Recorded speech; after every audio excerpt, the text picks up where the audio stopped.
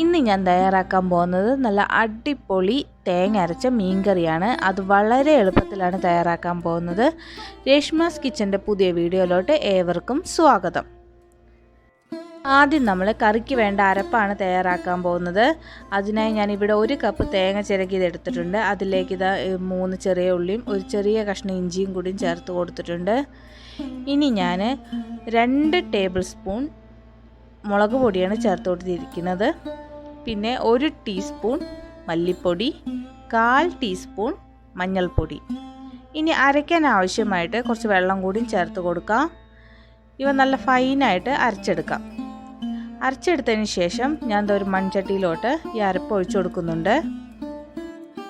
ഈ മിക്സിയുടെ ജാറിലോട്ട് 1 ഗ്ലാസ് വെള്ളം കൂടി ഒഴിച്ച് നമ്മുടെ ഈ ചട്ടിയിലോട്ട് തന്നെ ഒഴിച്ചു കൊടുക്കുന്നുണ്ട്. ഇനി ഇതിലേക്ക് 1 തക്കാളി അരിഞ്ഞതും 2 പച്ചമുളക് നടുവേ കീറിയതും ചേർത്ത് കൊടുക്കുന്നുണ്ട്. അടുത്തതായി ഇതിലേക്ക് 1/4 കപ്പ് പുളിവെള്ളം ചേർത്ത് കൊടുത്തിരിക്കുകയാണ്. വാളം പുളിവെള്ളമാണ് ചേർത്തിരിക്കുന്നത്. ഇനി 1 ടേബിൾ സ്പൂൺ ഉപ്പും കുറച്ച് കറിവേപ്പിലയും കൂടി ചേർത്തിട്ട് ഒന്ന് ഇളക്കി കൊടുത്ത് നന്നായി ഒന്ന് തിളപ്പിച്ചെടുക്കാം.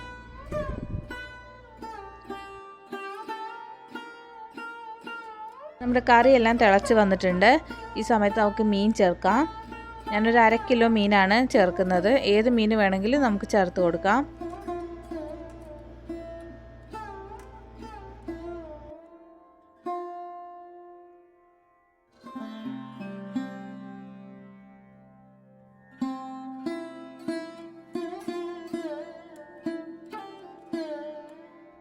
അങ്ങനെ നമ്മുടെ മീനെല്ലാം ചേർത്ത് കൊടുത്തിട്ടുണ്ട്.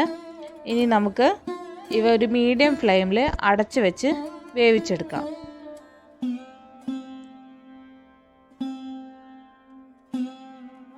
അങ്ങനെ ഏകദേശം ഒരു 10 മിനിറ്റിന് ശേഷം ഞാൻ അടപ്പത്ത് തുറന്ന് നോക്കുന്നുണ്ട്. നമ്മുടെ മീനെല്ലാം ഇവിടെ റെഡി ആയിട്ടുണ്ട്. എല്ലാ മീനും നന്നായി വെന്ത് വന്നിട്ടുണ്ട് കേട്ടോ. ഈ സമയത്ത് ഉപ്പൊക്കെ വേണമെങ്കിൽ ഒന്ന് നോക്കാം. ആദ്യം തന്നെ ഉപ്പ് ചേർക്കുന്നതായിരിക്കും ഏറ്റവും നല്ലത്. അല്ലെങ്കിൽ നമ്മൾ ഇളക്കുമ്പോൾ മീൻ പൊടിഞ്ഞു പോകാൻ ചാൻസ് ഉണ്ട്.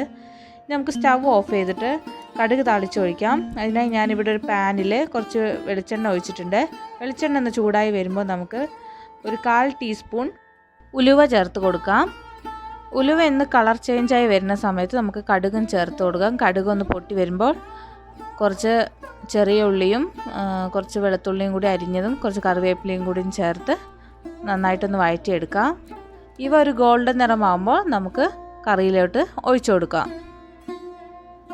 അങ്ങനെ നമ്മുടെ തേങ്ങ അരച്ച മീൻ കറി ഇവിടെ റെഡി ആയിട്ടുണ്ട്. നല്ല ടേസ്റ്റാണ്. എല്ലാവരും ഒന്ന് ട്രൈ ചെയ്ത് നോക്കണം. അഭിപ്രായവും പറയണം. ഈ വീഡിയോ നിങ്ങൾക്ക് ഇഷ്ടമായെങ്കിൽ ലൈക്ക് ചെയ്യാനും ഷെയർ ചെയ്യാനും സബ്സ്ക്രൈബ് ചെയ്യാനും മറക്കല്ലേ. താങ്ക്